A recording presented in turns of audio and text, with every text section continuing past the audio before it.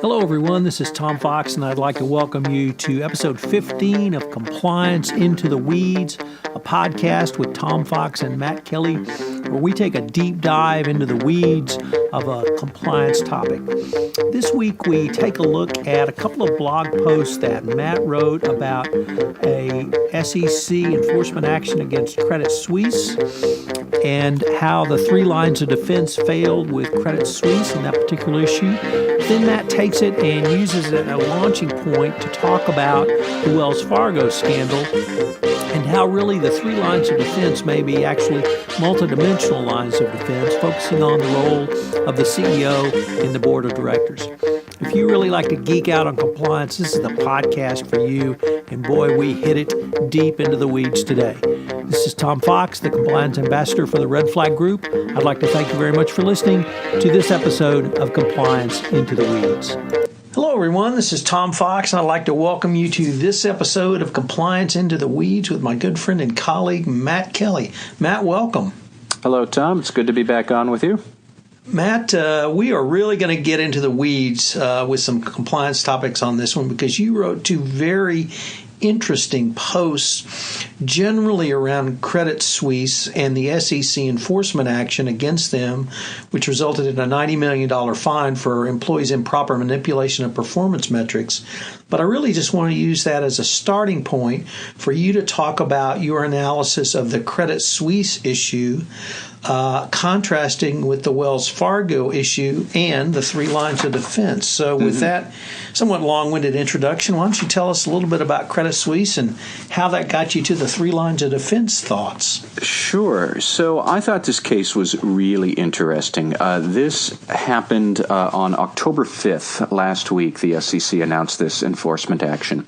$90 million fine against Credit Suisse for misuse of employee internal performance metrics that led to misstated financial results that could have led to potential investor fraud or inaccurate presentation of results to investors. And what I thought was really interesting was to compare that sort of enforcement action by the SEC to Wells Fargo, which everybody had heard about last month, which had been using employee performance and high demand, high pressure sales culture there that led to all of the fake accounts being created and a very different sort of enforcement action at Wells. I was like, wow, how are these two the same? How are they different? So what had gone on at Credit Suisse was a high pressure sales culture at Credit Suisse to have the private banking division. How often could they reclassify assets in custody, which are basically customer assets that are just parked at the bank and the bank just keeps them, convert those to assets under management, which implies that the bank is a bit more aggressive in helping the customer invest those funds and put the money to work. There was basically senior leaders in the private banking division at Credit Suisse were pressuring employees to reclassify assets in custody to be assets under management, which then, here's the follow-on effect, would affect the amount of net new assets, NNA, that the bank would disclose to investors. And that was where the SEC stepped in and said, okay, hold on, your high-pressure culture here is making people adjust how you classify assets, and that affects a financial metric as a secondary consequence that investors are looking at. That could be misleading. Here we go, and we're off to the races. And this all happened in roughly 2011, early 2012. It was specifically in the private banking division, but that led to the enforcement action last week and the $90 million fine. That's the nutshell of it. Okay, from there, though, you take a look at that in the context of the three lines of defense. So perhaps if you could summarize the three lines of defense, and then which of those lines failed, in your opinion, in the Credit Suisse matter.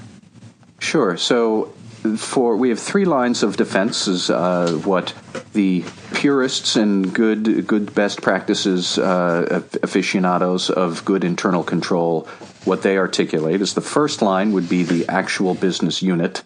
whether that is in banking, it might be in the private bankers, or if you're in mining, it might be the mine operators and overseers in your divisions here and there.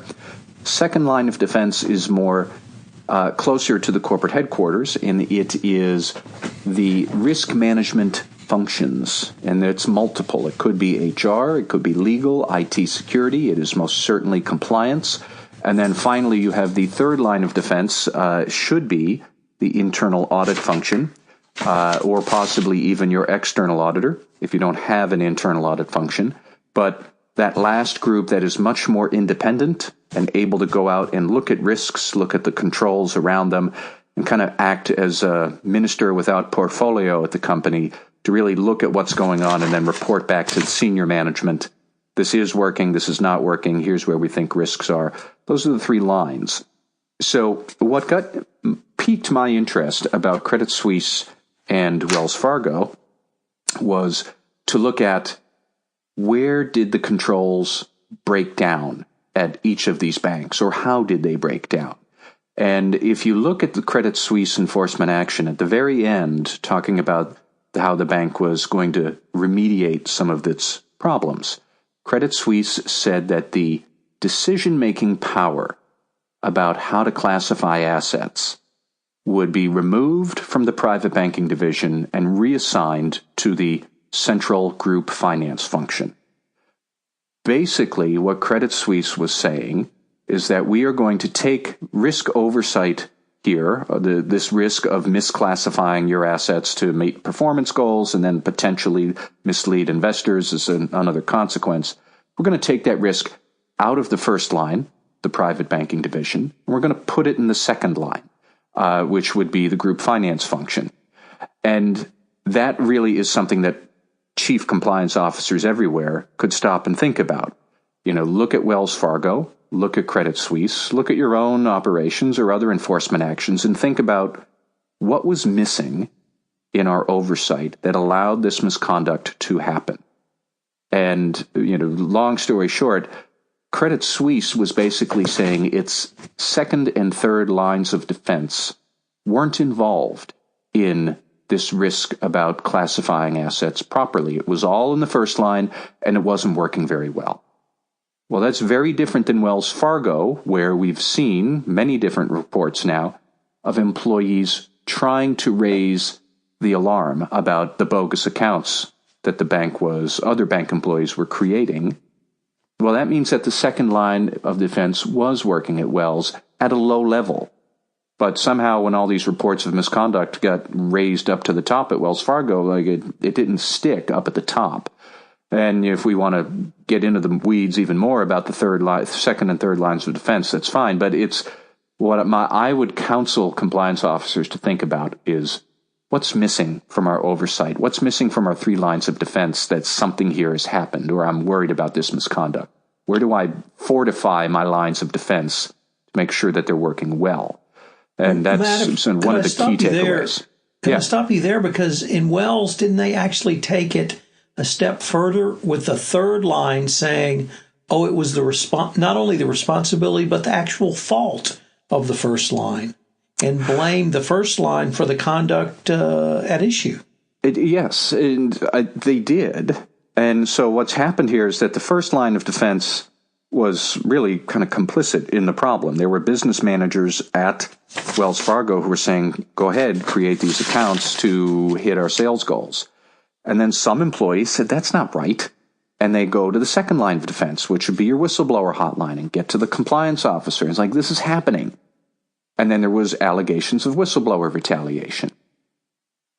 The other dimension to the second and third lines of defense that I think people overlook, where is the CEO and where is the board of directors in these second and third lines? And they're not so much part of the second and third lines. They are at the pinnacle or in a layer above the second and third lines. And that's where a lot of the breakdown, I think, was happening at Wells. I don't believe that was the case at Credit Suisse, but at Wells, you had people trying to raise the alarms through internal hotlines, doing all they're supposed to do, and as it went up the second line of defense's chain of command, there was problems at the top because these things did not get addressed quickly enough. It does look like Wells Fargo's executives tried in piecemeal to address this problem. I know over the course of the years that it happened, for example, they revamped their code of conduct and they fired people year after year, but they weren't addressing it in a swift manner. And that's another part of the three lines of defense you need to think about. Is the problem in whatever line, is it at the bottom? Is it your whistleblower hotline doesn't work? Is it that the chief compliance officer doesn't have much power? Or is it at the top? The CEO isn't taking this seriously. He's not sending, or she, sending the right messages about good culture. And the second and third lines are more like a multi-dimensional model that you need to keep in mind. Is the board working? Is the CEO working? Are the people under them, internal audit, chief compliance officer, legal, and IT, are they working together well? And it really is a good opportunity for compliance officers to sit back and ruminate about how the three lines of defense are supposed to work at all their levels. That's kind of where I was going with Wells Fargo and Credit Suisse these days.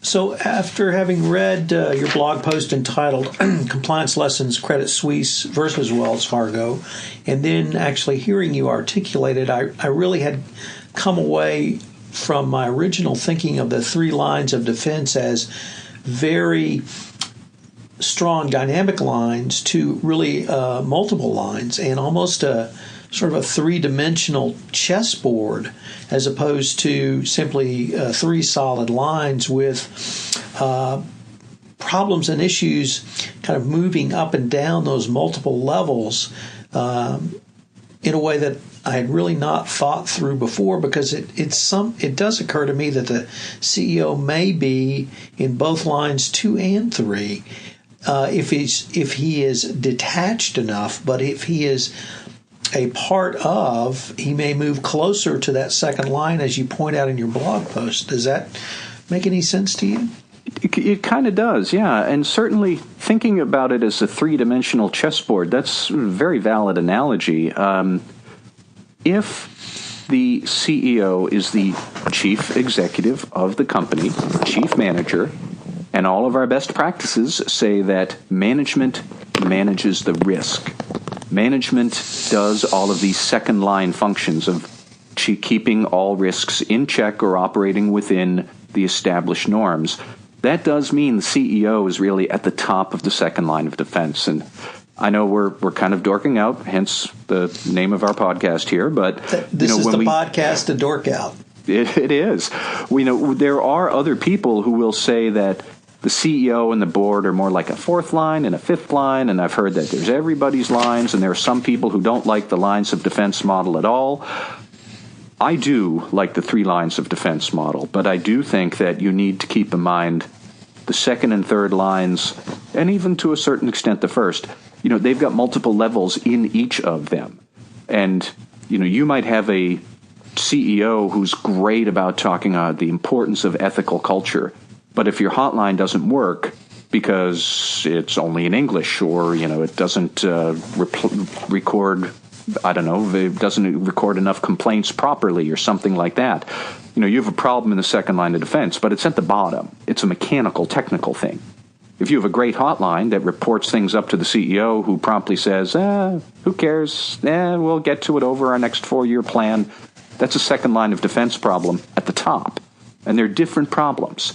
And they do have different consequences for those poor souls in the first line of defense at your bank or wherever else who are trying not to pay bribes, who are trying not to cheat on their compensation. Most employees want to be ethical, and they want to work with the second and third lines.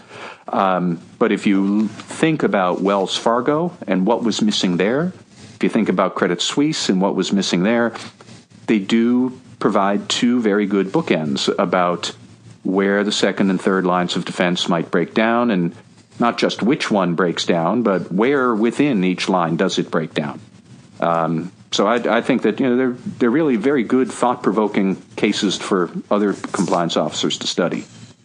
The other question your article raised for me, Matt, is first of all, who should test where the CEO and board sit in their role, and how should that testing be done? Because if internal audit is on the third line of defense, can a function that is part of a line actually test that line that it belongs to if the board properly belongs to the third line of defense? And I realize I'm now completely geeked out, but we're on a roll, so we should just keep going. Well, that's a very valid question that internal auditors are a little bit ambivalent about raising in public, because somebody somewhere should talk to the board and the CEO about their respective roles in governance and in helping to communicate and implement risk management strategies. I think if your company is sort of following mainstream practice and you're fairly large, you've got an independent audit function that has a lot of independence and it's answering to the board, you hopefully, with the right chief audit executive leading the function, you can have those kind of conversations. Can the internal auditor audit the effectiveness of the CEO in setting risk management and articulating corporate culture? That's kind of a delicate operation. I don't know how well they can do it. But if the compliance officer is part of that strategic team, because, of course, our company is best practices and we think about compliance and you're part of the inner circle as the CCO, ideally you should be able to have that frank discussion with the CEO about what his or her role should be and how well that person is doing it. If, on the other hand, you're answering into the general counsel, like I would maybe think that right there you're kind of starting on the back foot, trying to communicate what the top executive's role should be and gauging how well he or she is doing it. I'm not saying it's easy. I don't know that it can be audited, but it could be led by conversation. I'll put it that way. So let me flick back to Credit Suisse for a moment. Yeah. Because I was a little confused about your discussion of surrounding when the decision on how to characterize the assets was moved to the second line of defense. Wouldn't that type of move suggest a proper segregation of duties so you didn't have the operational folks making the determination or the categorization of the assets? Wouldn't that be an appropriate mechanism of the second line of defense? I think it would be. And the specific wording in the SEC's settlement is that the substantial decision-making authority was moved to the group finance function. How substantial? Exactly what will happen now that maybe was not happening in 2011? SEC doesn't say. I'm not entirely clear on that. But you are right that somebody else should be some sort of independent check on the private banking executives who, some of these emails that exposed what was going on there, they're painful to read. It was very clear that they were just moving assets around and reclassifying them for this quarter so we can look like we've hit our numbers, and that's that. I don't know that these employees were really all that cognizant that by reclassifying assets here, that would filter out or that would change net new assets and lead to potential investor fraud and the SEC filings. I don't know that anybody was so negligent about it or didn't know or didn't care or whatnot. But I do think that this seems like clearly they had a lot of decision-making power in the first line of defense in the private banking division about how can we classify these assets. And as part of this settlement, the SEC said the bank will no longer be doing that. I believe the bank has not been doing it probably since it started negotiating with the SEC.